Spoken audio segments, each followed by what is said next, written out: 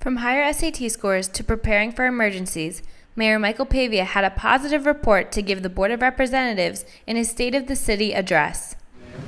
Good evening, everyone. It's a pleasure to be here, and it's an even more pleasure for me as your mayor to present the State of the City address.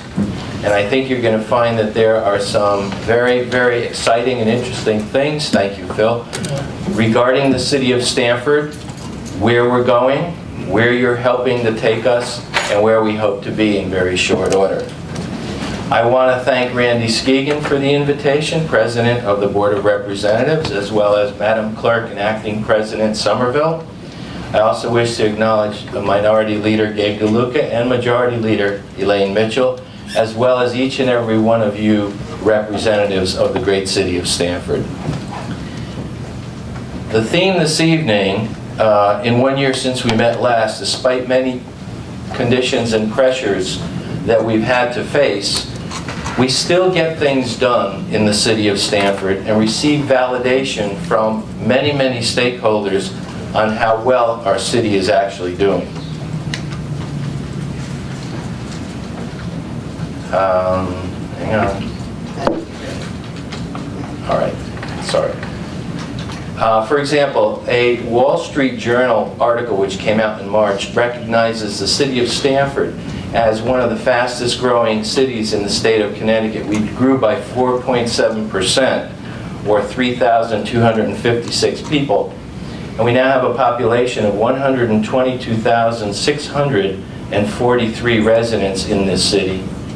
And in my opinion, as the rate continues, I think Stamford will soon bypass the city of Hartford as the fourth largest city. I think we will become the third largest city in the state of Connecticut within the next several months.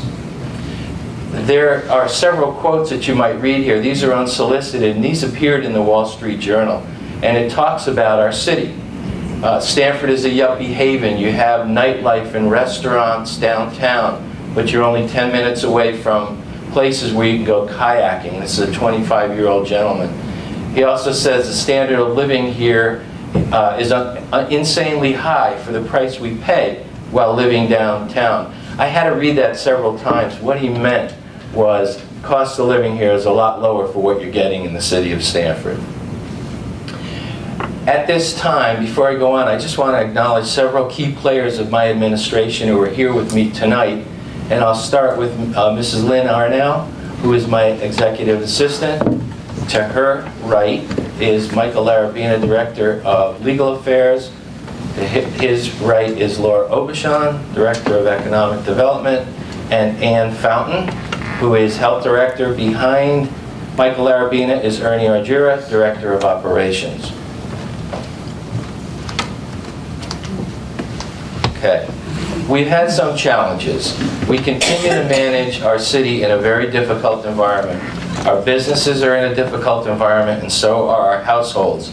The city of Stamford is no different.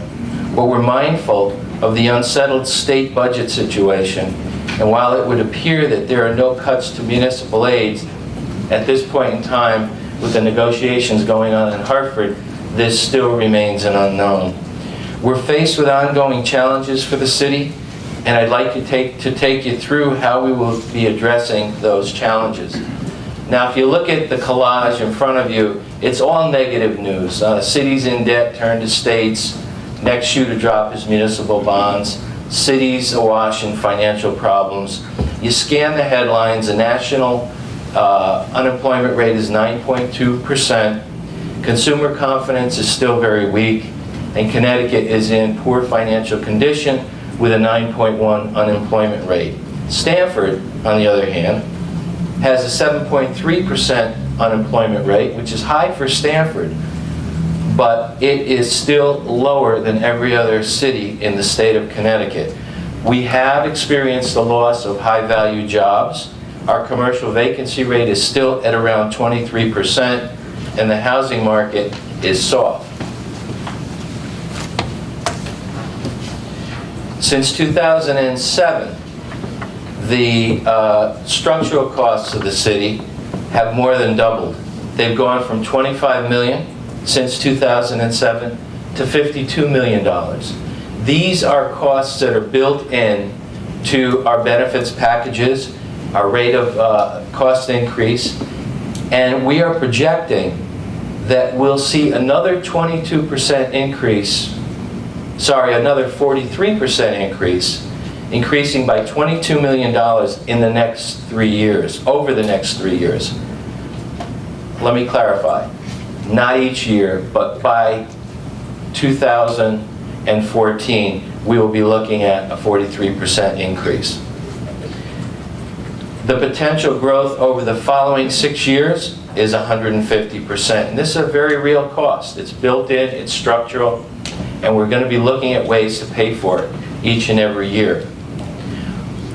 Our revenues continue to remain strong because we have a diverse tax base. Our expenditures are being monitored and suppressed at every turn.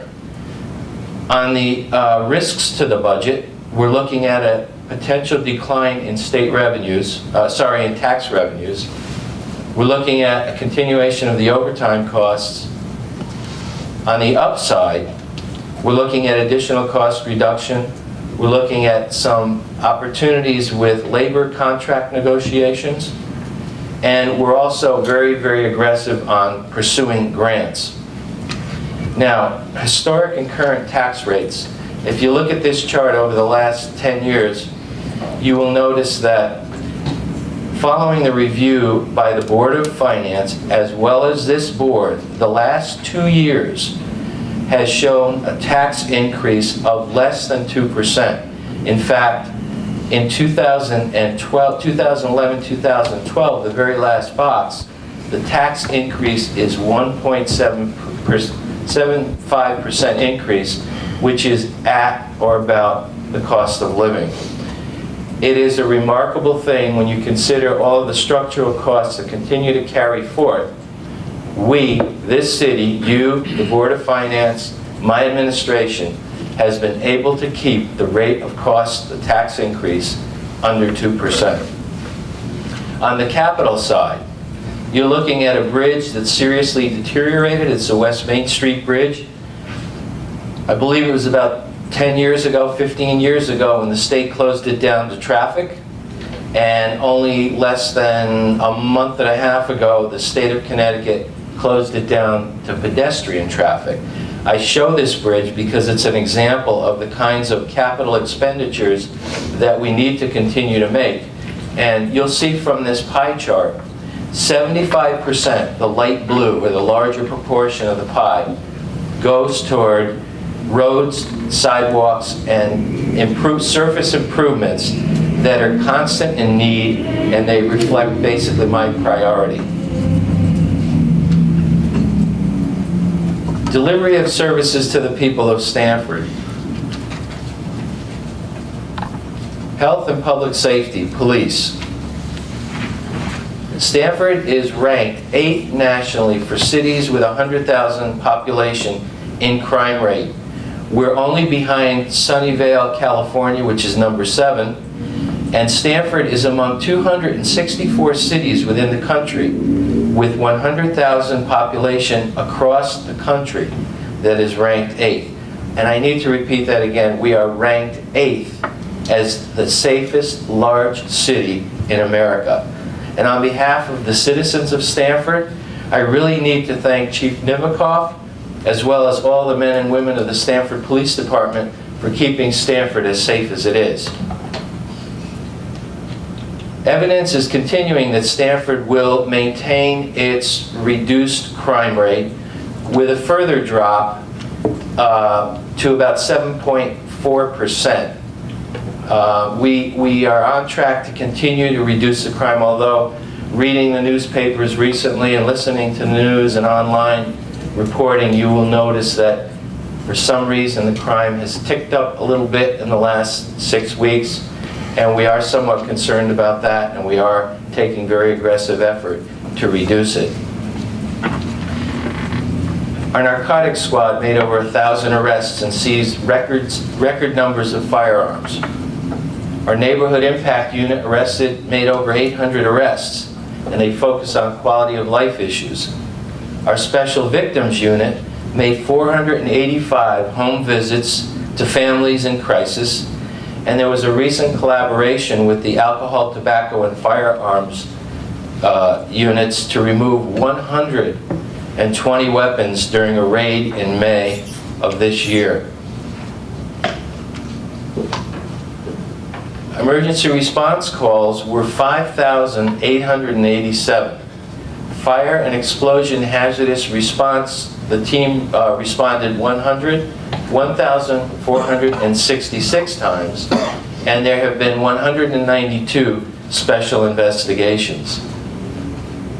Now, as you know, we've begun our search for a new fire chief, but I want to take this opportunity to specially thank Chief Robert McGrath for a job well done in his service to the city of Stamford for over 40 years.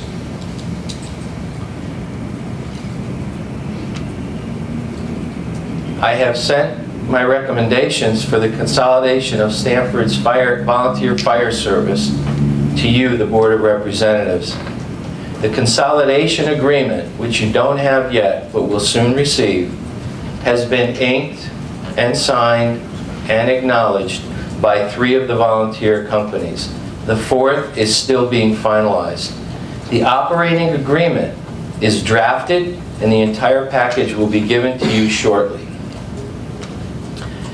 Health fairs and public health outreach programs continue throughout our community, and they're excellent examples of how the health department provides services to all our residents.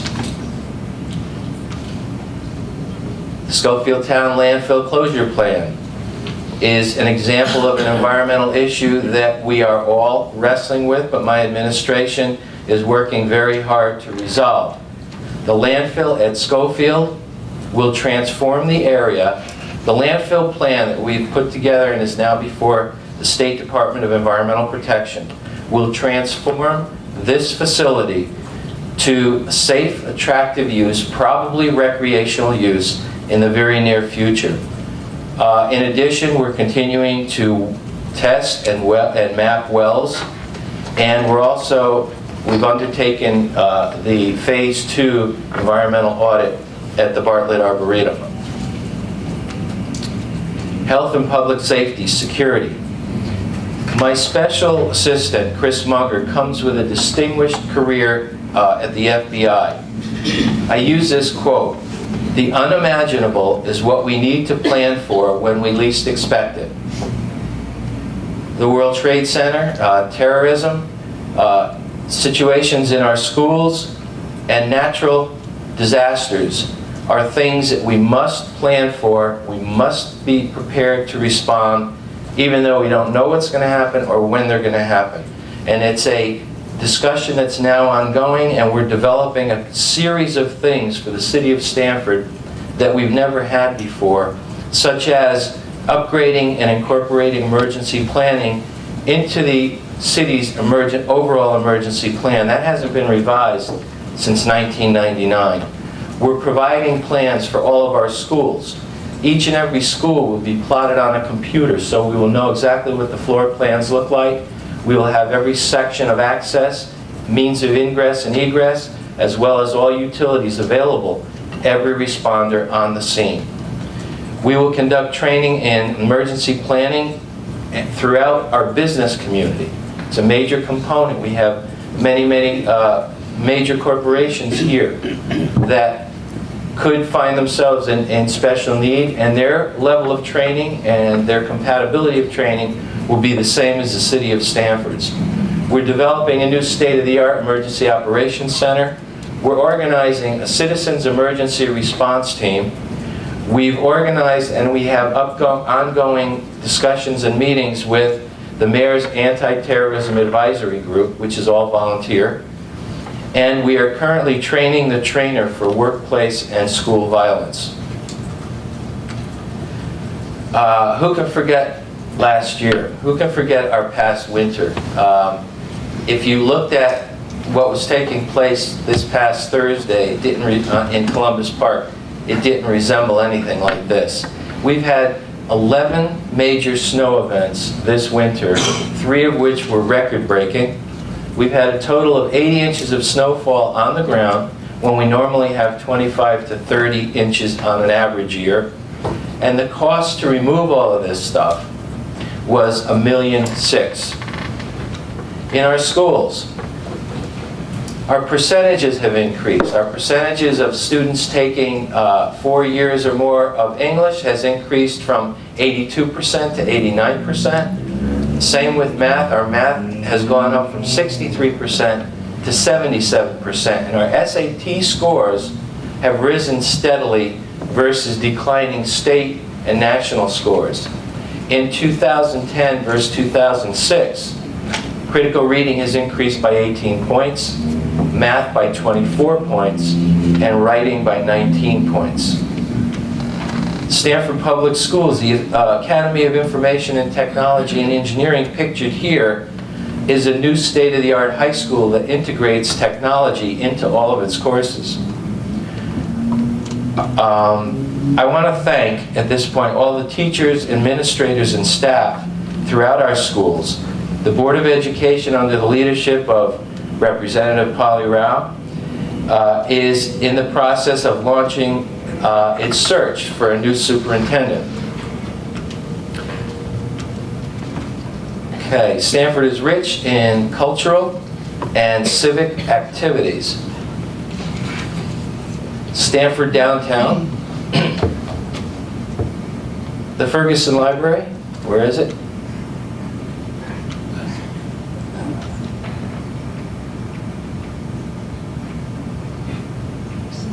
There it is. The Ferguson Library has worked very hard to bridge its budget shortfall. They've gone on a very aggressive fundraising campaign. They've been able to raise enough money to keep their 39 Sunday sponsorships alive so that they can keep the library open on Sunday. They've raised more than $350,000, which is an all-time record. And I want to thank, and special thanks to Kathleen Emmett for her leadership on the Ferguson Library Board.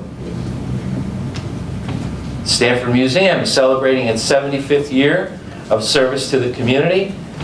And they've presented 800 plus public programs, events, and festivals each year as the nation's, as the largest natural-based treasure for families in Stanford and the region. Stanford Center for the Arts. Why does that happen? There it is. Stanford Center for the Arts last year has had an operating cash flow surplus and continues to expand its donor base. This past year, the Palace Theater hosted over 68 events and performances for more than 64,000 patrons. Stanford Symphony.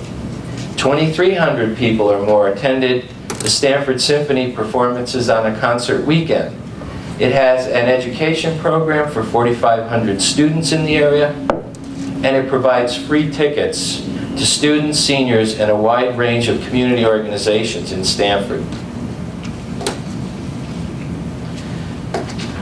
Our downtown continues to grow. There are a total of 5,400 housing units with another 548 units being planned.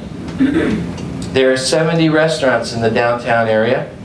10 new ones opened in the last 12 months, and another 3 opened recently. According to Sandy Goldstein, president of the DSSD, more than 360,000 people have visited the downtown during events like Live at 5, Pops in the Park, the Craft Show, the Balloon Parade, the UBS Spectacular, and Heights and Lights. There's been a strong uptick in business with each and every one of these events.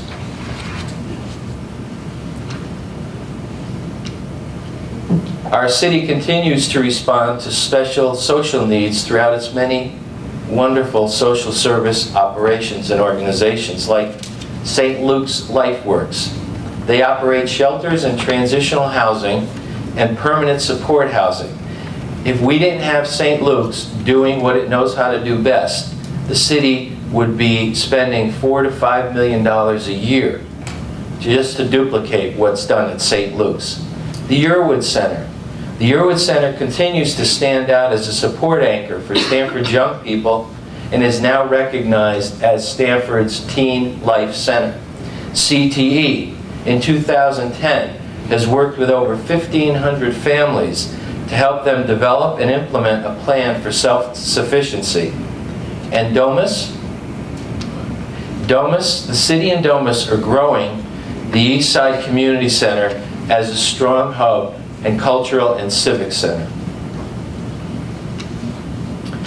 Under initiatives last fall, in order to assist in streamlining government and provide this board, the Board of Representatives, with a better understanding of the many boards and commissions that we have in the city, and Representative John Malazzi was also on that governance task force, made recommendations on the different boards and commissions as to what boards may be consolidated into other boards and which boards should be considered for elimination, as well as strengthening the roles and responsibilities of some of the boards that we currently have in place, whose duties have somewhat fallen off but can now be reactivated.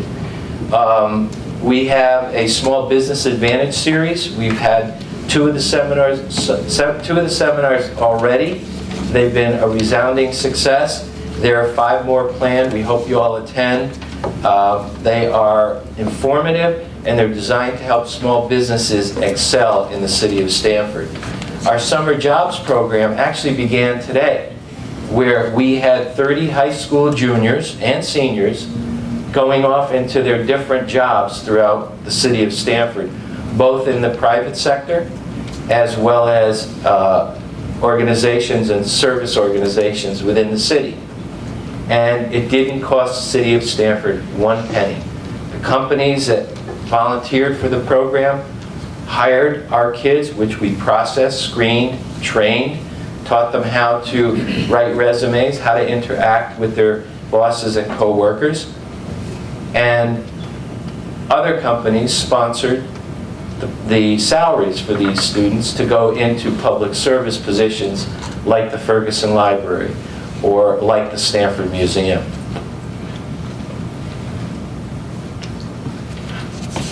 We've had 2 great events recently. The Wine and Food Fest, the first major event to take place in the newly created south end of Stamford. It raised over $750,000, and it was designed to aid the victims of the tsunami in Japan. The Big Apple Circus, once again, entertained Stamford Community Day. They provided 800 tickets. They were given free of charge to Stamford families in our social services network. We also had a program where people from different community companies or walks of life would volunteer their time. And by volunteering their time, they were able to get tickets pledged to them, which they gave again to their favorite organizations. This is interesting. We had a business development meeting. At one of the business development meetings we had in the conference room, this one was made up primarily of developers and members of the brokerage community. Someone proposed a proactive marketing plan for the city of Stamford. A campaign touting the benefits of why businesses should come to Stamford, why it's an opportunity for them to grow their business in Stamford, and why Stamford provides what Stamford provides and why it makes good sense to be here. Newmark, Knight, and Frank took the lead on this, and I need to thank John Goodkind and Karen Carrero, who actually created the visuals you see here, but an entire media package that's going to be released hopefully in September. Now, at this stage, I'm almost done, so at this stage, I'd like to talk a little bit about the infrastructure and talk about several key infrastructure projects. This should look familiar to everyone. It's the Urban Transitway Phase 1, completed a year ago and 1 day from today. We had a ribbon cutting ceremony then. It was open. It's been working, I'm happy to say. There have been some suggestions made from the original plans that have actually been a major improvement, like a left-hand turn onto Halloween Boulevard, which we didn't have before. And the task force, which was set up to evaluate, strip down and evaluate Transitway 2, Phase 2, has pretty much completed their work. They're about to discuss their findings. Basically what it is a reflection of Phase 1 and how we do Phase 2 even better. Okay, as you know, we continue to talk about the railroad bridge underpasses. There's been a great deal of activity and discussion lately by the State Department of Transportation. The emphasis now is to do 3 bridges all at one time. There is a dramatic economy of doing that. My plan has always been to get the Atlantic Street Bridge done because that's the major choke point. But the studies done by DOT have concluded that if we're going to do 1, we might as well do 3.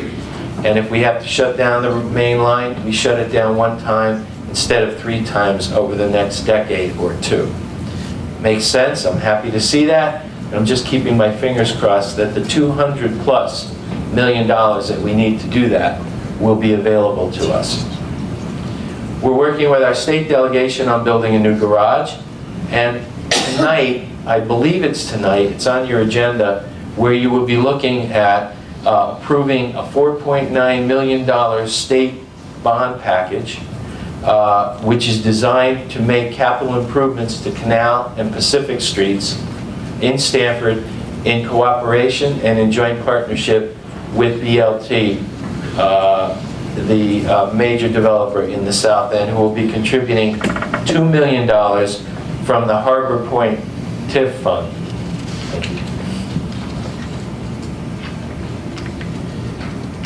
Okay. Future development. This is what the South End looked like just before 2008. And all of those open areas and brown spots that you see there were actually brown fields, most of which have now been, if not all, remediated, many of which have been built on already. And this is what the aging infrastructure of the South End looked like. This is a shot of the old Yalen Town building, which we're all familiar with. This is what it looks like now.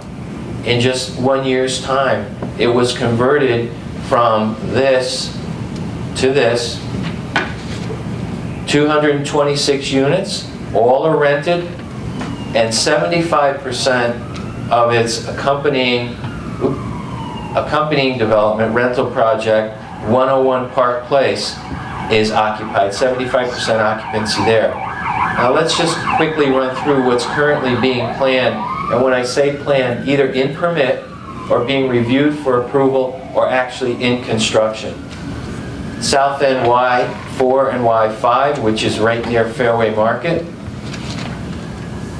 and that is 288 units.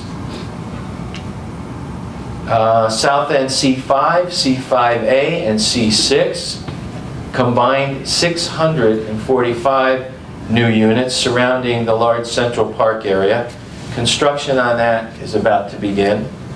I'm sorry, it has begun.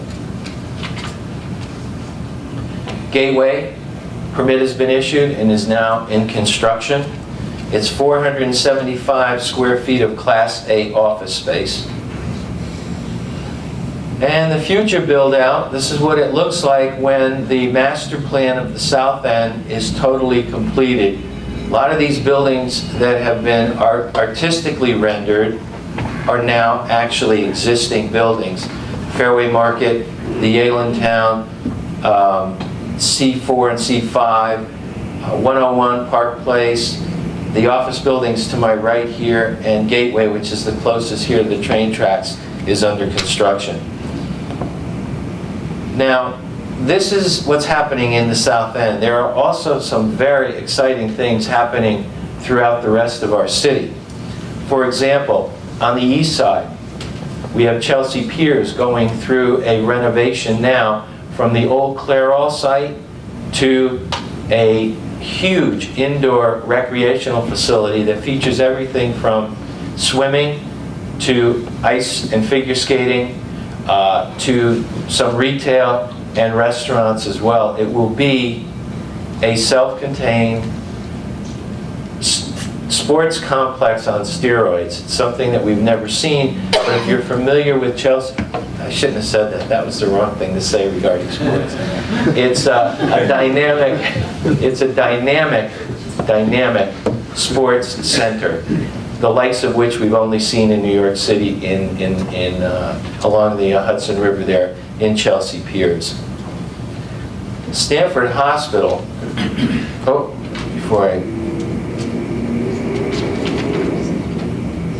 I'll go back to Stanford Hospital. Downtown Stanford's booming as well.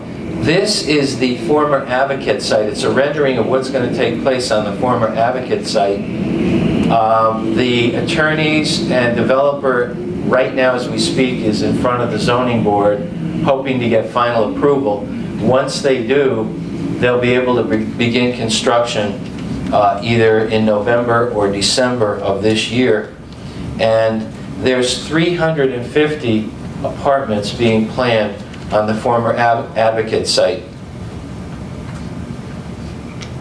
On the corner of Washington Boulevard and North Street, which recently did receive zoning board approval, is Canaan Lofts, which is 121 units of mid-rise apartments. And construction should be starting there shortly as well. We talked about Chelsea Piers, and there's a rendering of what it will look like. Simple by comparison to what's taking place on the inside. Completion of that is 2012. And here's a big one, and this is something that will change the face of the West Side for decades to come. It is a 10 to 15 year renovation, expansion, and rebuild of Stanford Hospital in order to make it a competitive medical destination point located between New York City and New Haven. And in partnership with Charter Oaks, there will be 216 new units of housing being built as part of this overall development, and it is a catalyst to revitalizing the West Side. Last Friday, the state of Connecticut bonded $4 million for the first phase of demolition of the housing around the existing Stanford Hospital. Here's an exciting one. This is Stanford Center for Innovation and Entrepreneurship. If it looks familiar, without all of the graphics on it, it is. It's the Old Town Hall.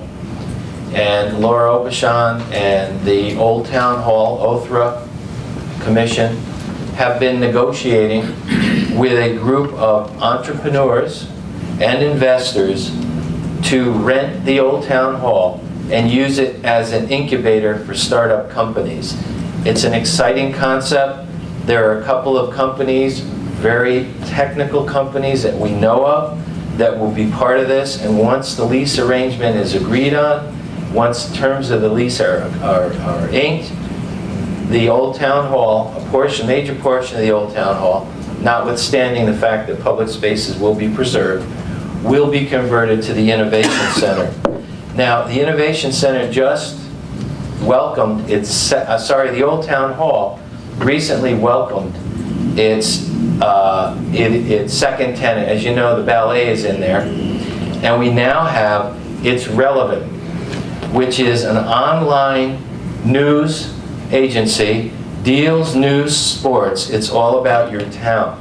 And they are operating now from the sale of the Old Town Hall. We're happy to have them. And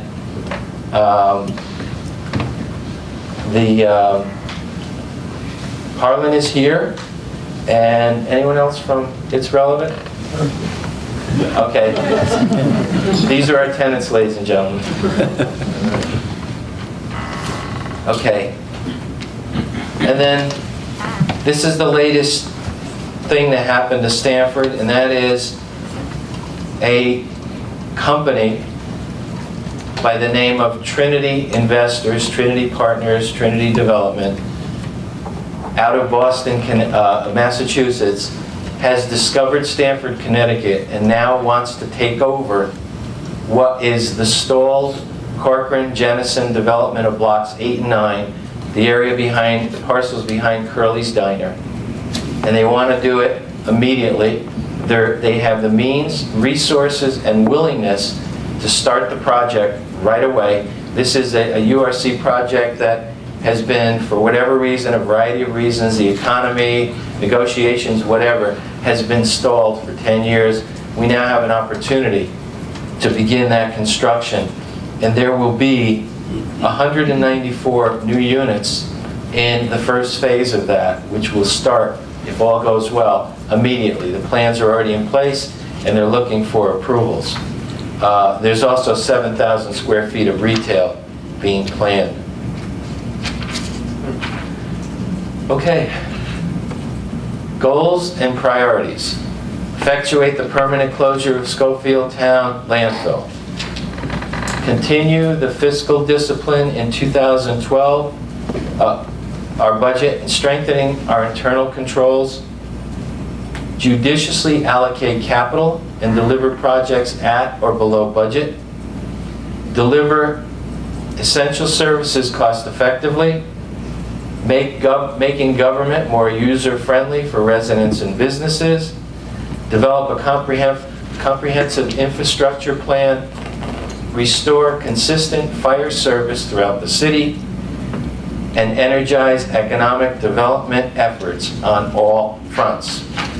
Ladies and gentlemen, Board of Representatives, I want to thank you for giving me this opportunity to present to you the State of the City Address, Stamford, Connecticut.